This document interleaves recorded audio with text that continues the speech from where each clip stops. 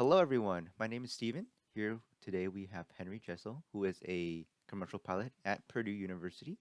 Henry, would you like to give a introduction about yourself? Sure thing.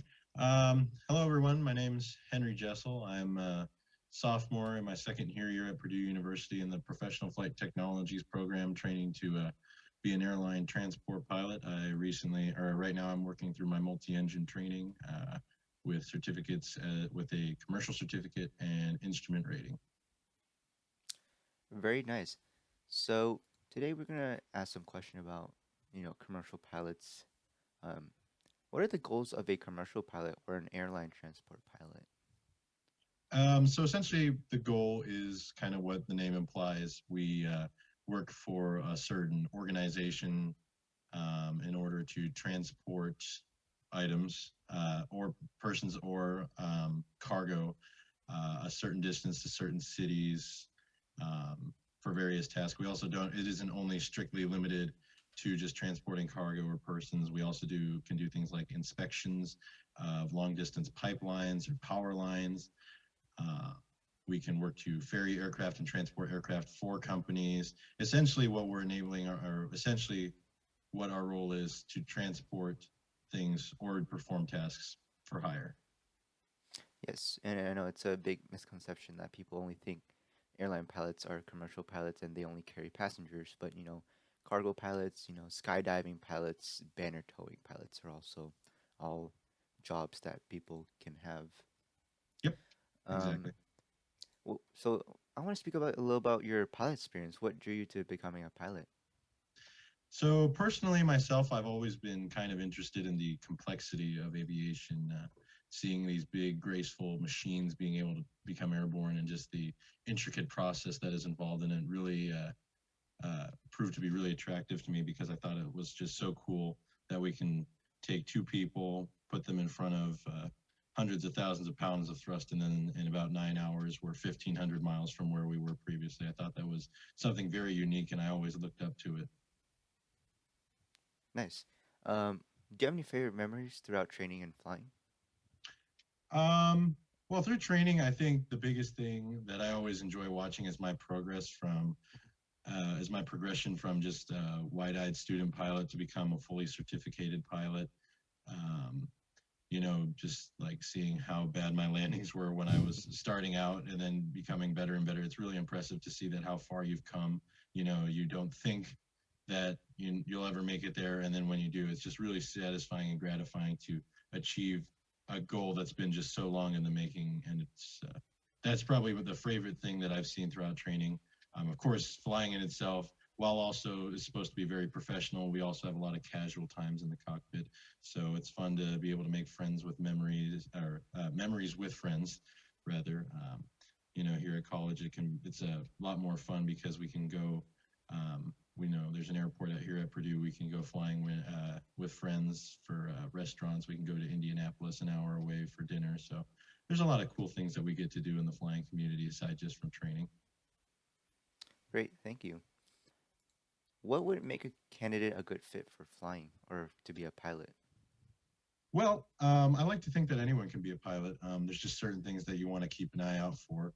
Of course, the best thing is what I would say is a very in-depth interest, or an in-depth, or sorry, a deep interest in how systems work. And I don't just mean like how electrical systems work or hydraulic systems. I just kind of mean, looking at one big picture, like say air traffic control or navigation, and being able to pick apart everything that's underneath. So, and it ties back to airplanes too, but looking at weather systems, seeing how the skies, or seeing how the atmosphere works with the earth and everything, being able to want to know more of the why than just the what, so to speak.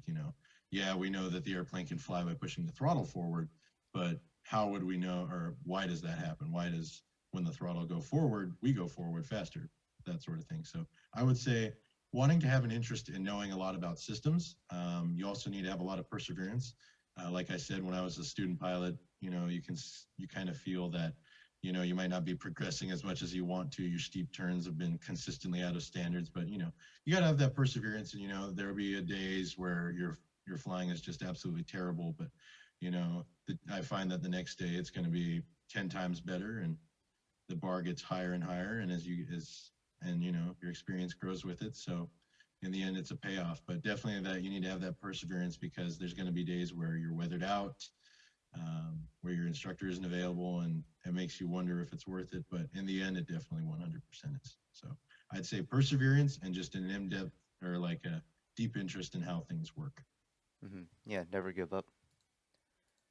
How has this career changed you as a person? Did it grow a new trait in you or expanded feelings you previously had? Um, as a person, I feel like I'm try to conduct myself in a lot more of a professional manner, just because pilots are kind of I like to think they're the face of the airlines.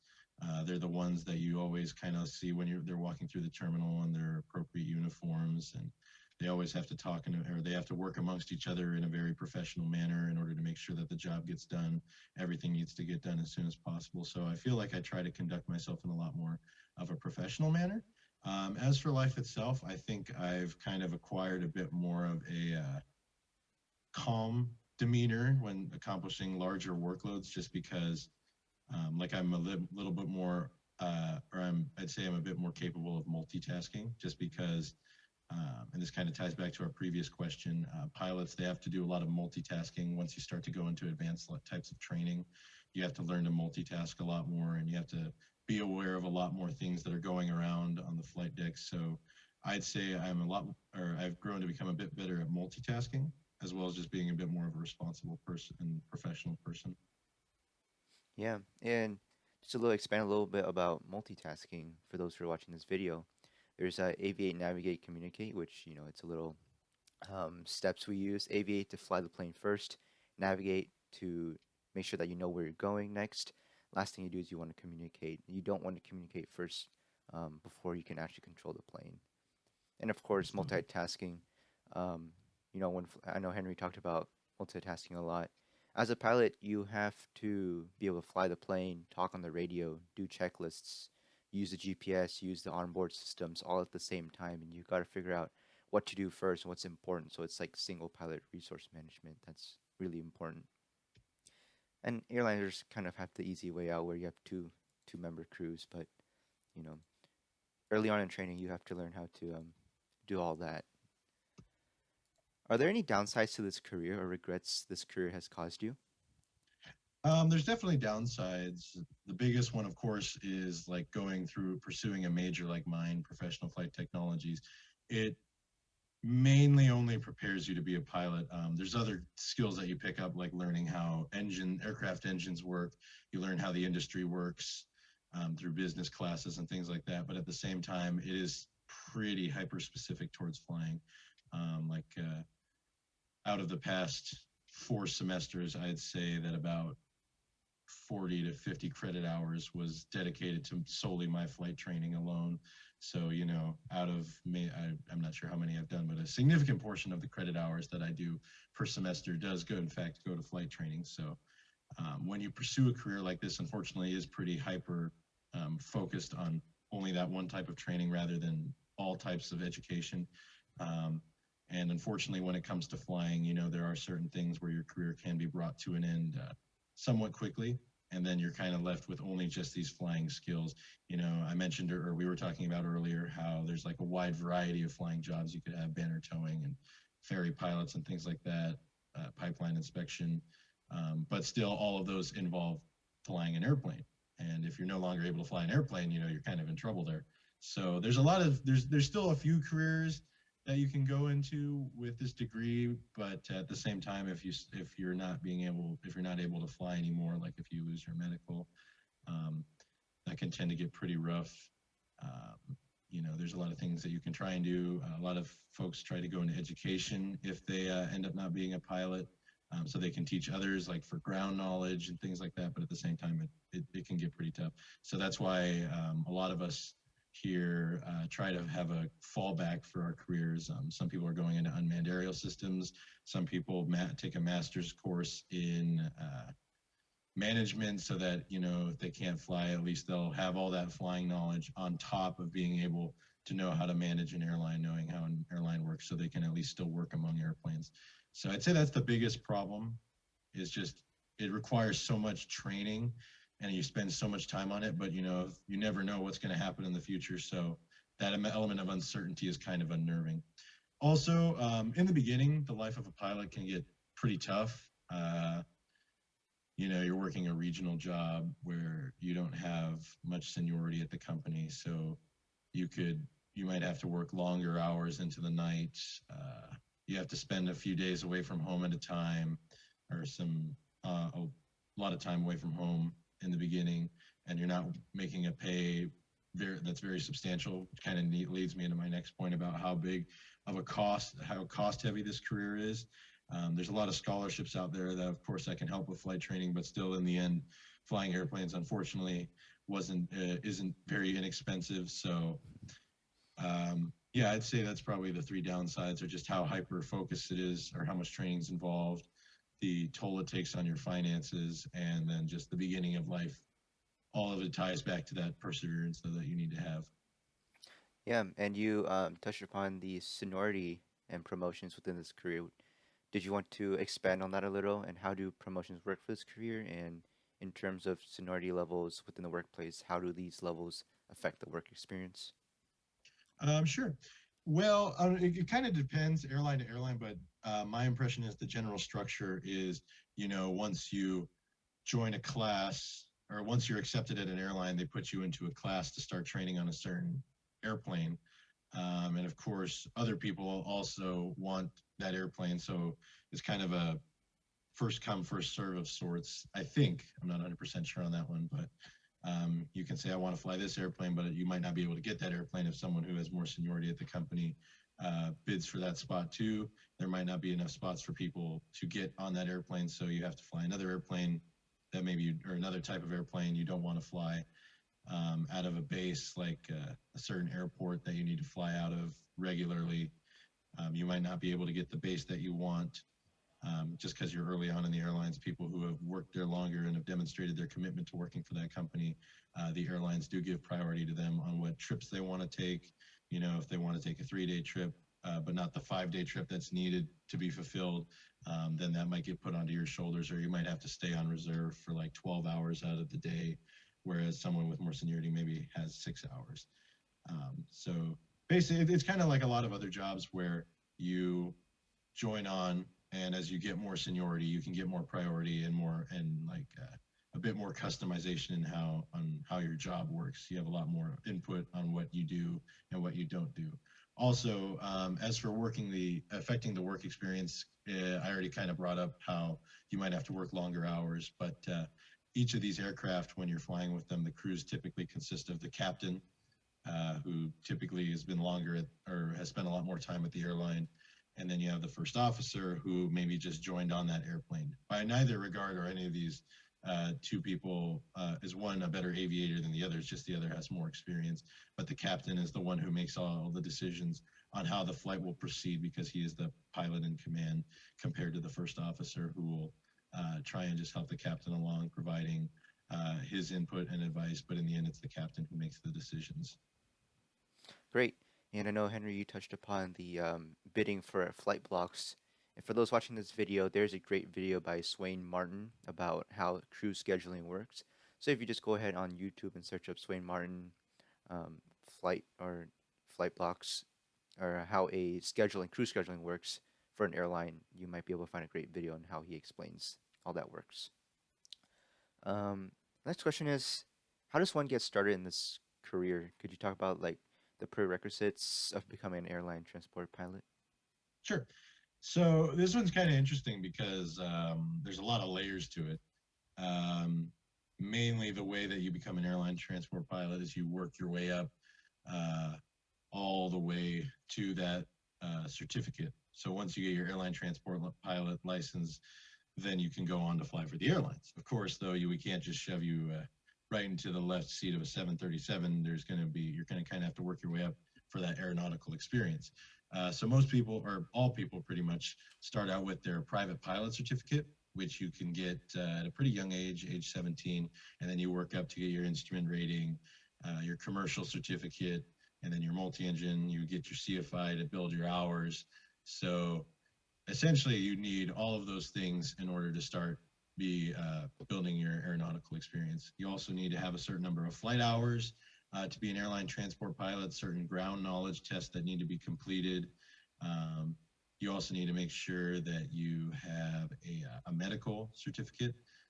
Essentially, what that is you get evaluated by an FAA aviation medical examiner. Those are pretty easy to find. You just go on the FAA's website. There's a tool that can get you the names of your nearest examiners, and all they do is they kind of make sure that there's nothing too alarming about your health state, and then they can sign you off to go ahead and go flying.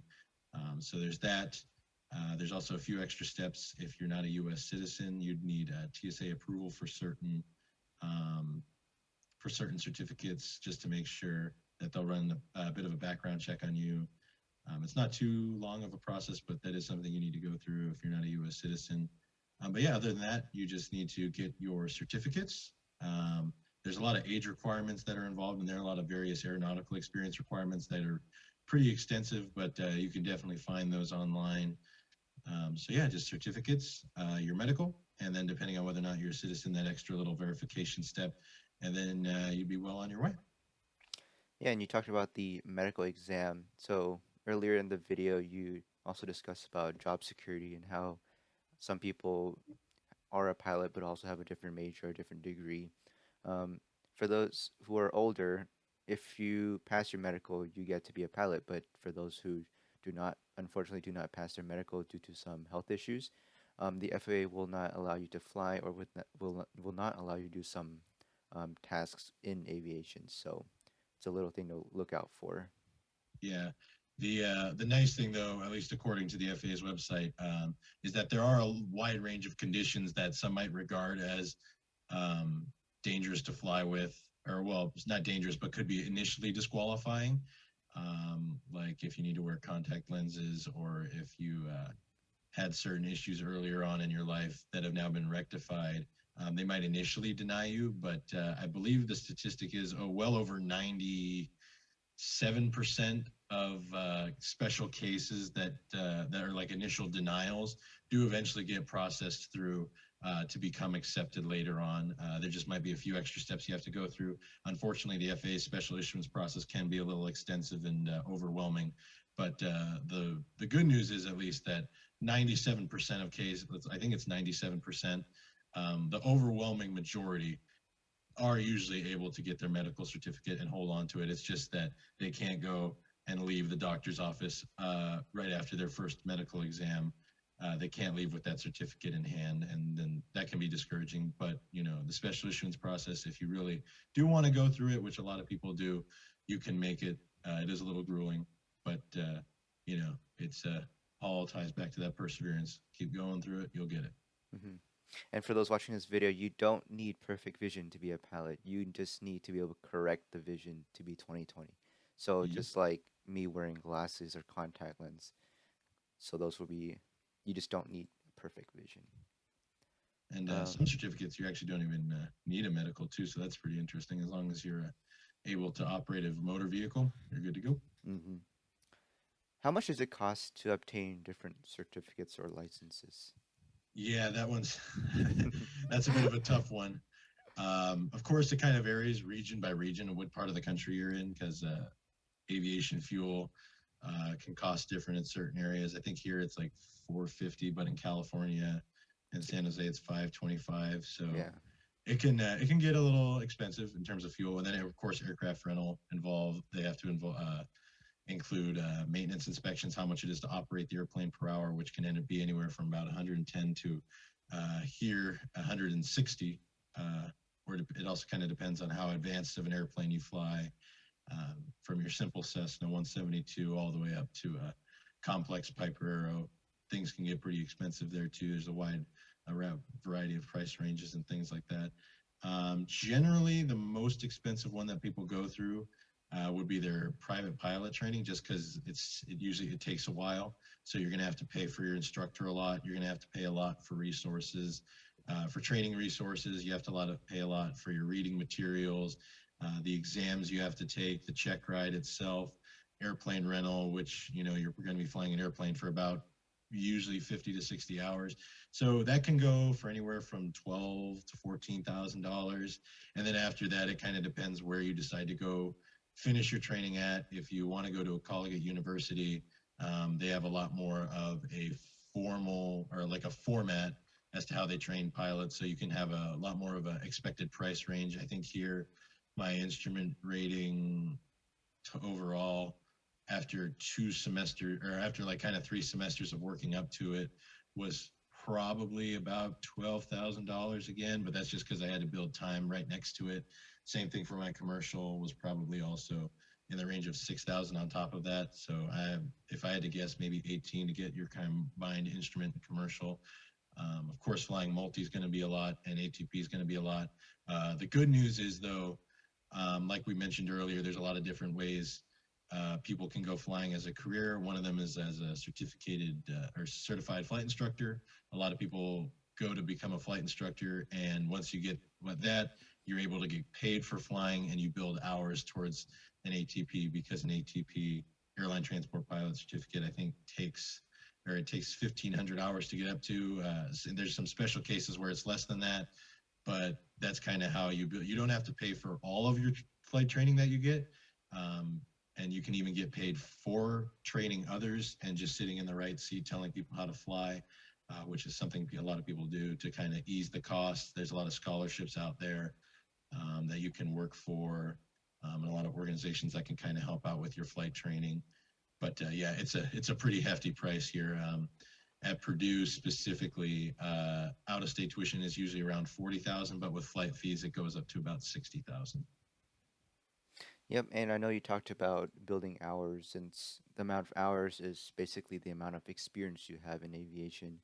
And I won't ask you the question, but I'm just going to give a little recap. To gain hours in aviation, it's through your training, or you can train others as a certificate flight instructor.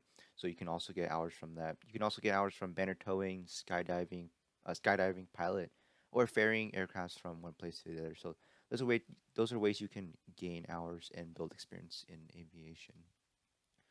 Um, can you discuss about other ways you can get started in aviation, like flight schools, aviation college, military? Yeah, sure. So, well, what a lot of people do, and I'm just going to kind of talk about it from the perspective of those who, of like kind of what I was doing when I was in middle school. Um, the best way that I think it is kind of to get started is to kind of reach into the waters and see what flying as a commercial pilot is like, kind of surfing the web and seeing what a lot of people experience in the cockpit. Um, Watching videos to see how pilots interact, what their duties are, just beyond going into the flight deck and flying the airplane. There's a lot of things that you have to be willing to do, respond to emergencies and things like that. So, of course, kind of surf the web, check it out, see if that's something that you're interested in, just watching how they operate. Another great thing to kind of do to get the ball rolling is to take an introductory flight. I mentioned earlier that there are age requirements in order to become a pilot, but of course you can take an intro flight anytime you want.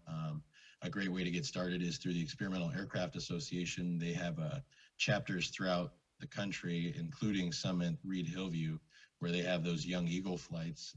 It's a free 15-minute flight for, I think, ages, I want to say 7 to 18. And basically, what they'll do is they'll take you up completely free of charge. They're all volunteer pilots with volunteer aircraft. Um, they'll take you up for about 15 minutes. Sometimes they might even let you take the controls just to see, is this something you really want to do? And it's at no charge. It's a great program. I did it myself, and it definitely affirmed my career choice. So there's that. Basically, getting started is you want to make sure that this career is for you because, like I said, it is a lot of technical training. There's a lot of experience that you need to do. It's not something that happens overnight. So you definitely want to make sure that this is something you want to do. And of course, that could change throughout your career, but it's something that you definitely want to have at least a good chunk of confidence going into, that this is something you're definitely interested in. So there's that. Also, you could look into some ground classes for those of you who might be a little older. Um, Maybe your freshman year of high school. I took a ground class when I was I believe, a sophomore at AV. And then that helped me gain a lot of knowledge on how airplanes work. It saved me a lot of time. When I was doing my private training, I didn't have to meet with my instructor as much, or I kind of also had that positive transfer of knowledge that I had from my private training. Or from that ground training, I was able to apply it into my flight training, and it kind of sped the process up and also helped me just to kind of uh, gain a more in-depth understanding of the topics that I had learned in that class. So essentially, what it boils down to is checking out the career, doing a little bit more research as you would in any career field, kind of seeing if you do like flying. Also, get that medical to make sure that you're eligible to fly, and if necessary, start that special issuance process. Um, and yeah, that's pretty much for starting out. As for getting the actual training itself, you can go to local flight schools and just get more information from them on how their program is structured. Reed Hillview Airport has quite a few flight schools. I think it's five, I want to say. Five different flight schools. You can visit all of them. They'd be more than happy to show you the flight line, give you some information, tell their own perspective, just like I am right now, on what got them started in the field, what their pilots generally do and don't do, things like that. And you don't even have to necessarily go to start flight training that early. I got my private in high school, but a lot of people come here to Purdue and they don't have their private pilot certificate. So in that case, they just need to do that training here. And you can just rely solely on your college for your flight training. There's, of course, the military, Air Force, the Navy. Um, they'll also provide you that flight training, and it's kind of nice because you'll actually will get paid or you can get reimbursed for that training. I don't know all the details on that, but of course that's another way that you can get started in aviation. Hmm. And I know you talked about training for being a pilot, and could you talk about the flexibility of picking a CFI and attending, flight schools? Yeah, there's a lot of well, like Steven said, there is a lot of flexibility because it kind of depends on the career route you want to go. The specific reason I chose Purdue was because of our restricted airline transport pilot program. What that means is we mentioned earlier that our ATP certificates, you need that minimum 1,500 hours in order to move up to the airlines. With that RATP, restricted ATP, you only need 1,000 hours. So 500 hours is it can get to be a pretty significant number, and that means you can go to airlines earlier, start building that seniority if that's something you want to do. Um, but if you don't want to, that's kind of why I did it. So I'm going through the 141 Collegiate program, which of course is very structured. We still have fun here, but at the same time, there's some rules we have to follow, regulations. There's certain things that we have to accomplish in every lesson. But you could, of course, go to a different flight school. I don't want to. No one flight school is necessarily better than the other. Whether if they're regulated or not, or if they give the students a bit more freedom. That's not kind of I don't want to give the impression that that's what factors into a flight school being good or not. It's just kind of one flight school provides a training a certain way than the other, and it kind of depends on what sort of career path you're taking. If you want to get to the airlines as soon as possible, if you want to work as a bush pilot in Alaska, you maybe want to not. You don't really need to go to a collegiate program. You just need to work up to be able to get that commercial certificate and get paid. So yeah, that's kind of the thing is you want to think about how you want to what part of this career you want to pursue. If you want to go up to the airlines, how fast you want to get to the airlines, what aircraft you want to fly, where you want to fly, where you want to live, um, the cost of living in those areas. Like out in the Midwest here, the cost of living is pretty low, so it's also kind of an interesting place to go do some flight training. You can maybe get aircraft for a slightly cheaper rate than out in the Bay Area. Also, an important thing about being a student pilot, and pilots are all student pilots, but the most important thing is that throughout training, you need to make sure that whoever's training you clicks with you, and because if you fly with a CFI who you don't necessarily like, you don't like their teaching style, you don't like how they've treated you, it's really important that you get a CFI that you want to work with, that you enjoy working with, who pushes you to become a better student, who gives you interesting opportunities, so to speak, to build your experience, and that you want someone who has a lot of confidence and encouragement in you. Because if you don't, then flying just becomes a chore really, really quickly when you don't have fun or you're not looking forward to it. So make sure, so there's a lot of when you have to make sure that you customize your training in order to fit yourself. Pick the airplanes you want to fly, pick the CFI who you think clicks with you the best, pick the school that's going to provide the training that you need, because not every school is the same. No one school is better than the other, but there's definitely those a lot of those things to consider. And you can also pick the days you want to train. Hmm. Normally, when you meet with the CFI, you can figure out a schedule that works for both of you, and basically you schedule a certain day of the week every week to fly with them. And it's very like flexible. The last question is: could you give an overview of what private pilots can or will learn during ground school or flight training? Yeah, sure thing. Generally, what it works with, or generally what we end up working with, and a lot of this knowledge comes back every time, or well throughout your training. You generally learn about everything involved in flying. Now, while that seems like it might just be how to fly the airplane and the systems in the airplane, it goes beyond that. You need to know how navigation aids work on the ground, how airplanes get from point A to point B. You need to know all the regulations that govern how it is or how we do what we do. um, it's called the Federal Aviation Regulations, just telling us how to fly airplanes in a certain way with best practices. You'll learn how to do certain maneuvers which tie into navigating the skies, like doing turns at low altitudes to simulate a final approach to landing. You'll learn about how all the aircraft systems work, like I mentioned earlier, how the electrical systems work, how to respond in certain emergency situations. You'll learn about the atmosphere, the weather, topography, things like that. So you know how to navigate. You'll learn different navigation methods like visual navigation, or instrument navigation, basically navigating only by the instruments, not looking outside the airplane. You'll learn how to communicate with air traffic control in the best way possible.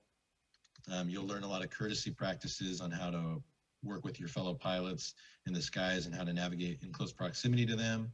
You'll learn about aerodynamics, how an airplane flies. So, if you need to operate an airplane at its limits, you know where exactly those limits are. Um, and you'll also learn a little bit more about how you work. You want to know how to make those decisions on how to impact a flight. It's called aeronautical decision making. You'll learn about the steps you can take on how to judge whether or not a flight is safe to conduct. You'll also learn about things called aeromedical factors, like how to notice symptoms if something's going wrong with you, how to cope with it. Um, if your passengers are feeling ill, how to cope with that or help them out. And yeah, I'd say that's a pretty good description of what you'll learn. There's obviously a lot more subcategories to all of those, like weather. It can get super in depth.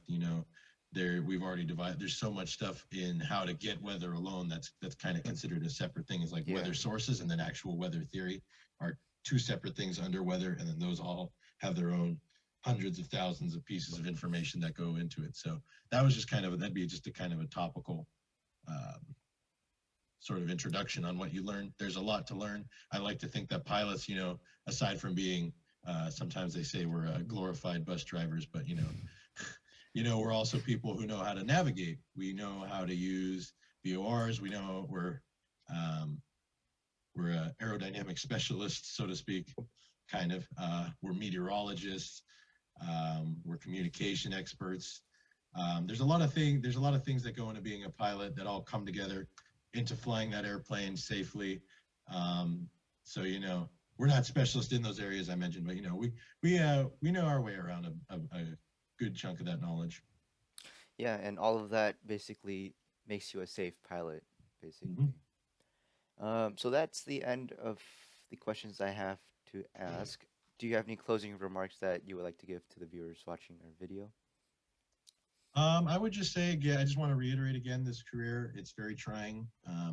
I remember when I went to the flight school that Steven's training out of right now, Tradewinds Aviation. I went there to register for my ground class, and the office secretary, what he told me was, "Are you sure you want to be a pilot? You want to be a pilot? It's a lot of work."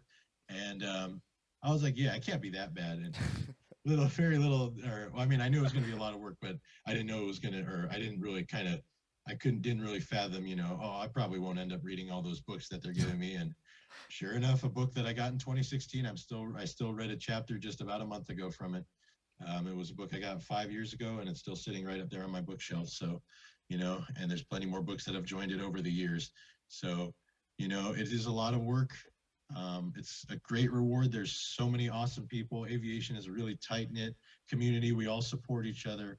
We all know the struggles because we all went through them ourselves. There's a lot of it takes a lot of grit, but in the end, it's so worth it. There's so many cool things you get to do. It goes just beyond. It goes beyond, just seeing really awesome things like the mount or the sun coming up over the mountains.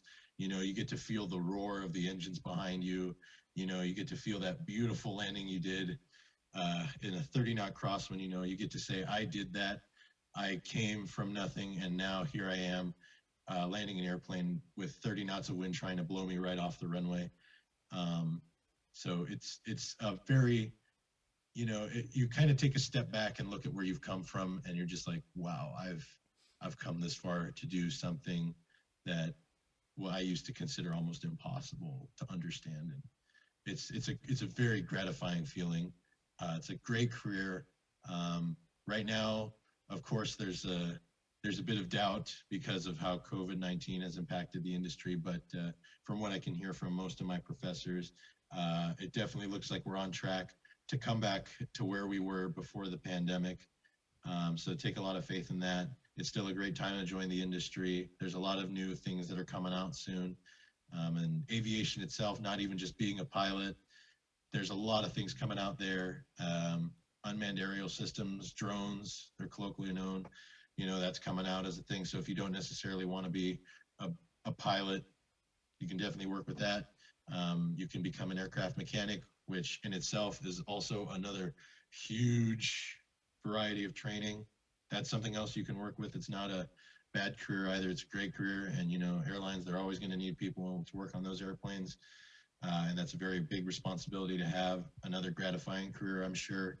So I would definitely say aviation is a very cool community to get into. There's a lot of exciting opportunities, and I would definitely encourage it. If y'all have any questions, Stephen can feel free to you can feel free to ask Stephen or myself. I'd be more than happy to field your answers on what it's been like to be a collegiate aviator, working up in through this field. But yeah, other than that, I think that's about it. Yeah, aviation is a very rewarding career. Yep, very relaxing. Hmm. After my private check ride, the first thing I did was I just flew to Livermore. I took off out of Reed Hillview, went to Livermore just because I could. Yep. There was nothing stopping me, so I just said, okay, I'll go to Livermore. It took 20 minutes, whereas I'd have to go through up 680 for 2 hours. No, just 20 minutes. A little pre-flighting, but Hmm. 20 minutes. All right, Very cool. so that marks the end of our interview. For those watching, I hope you enjoyed our interview with myself, Stephen, and Henry, who is a commercial pilot. If you have any questions, I will attach our social medias on the website that this video is going on, so you can ask us any questions you would like. And have a great day.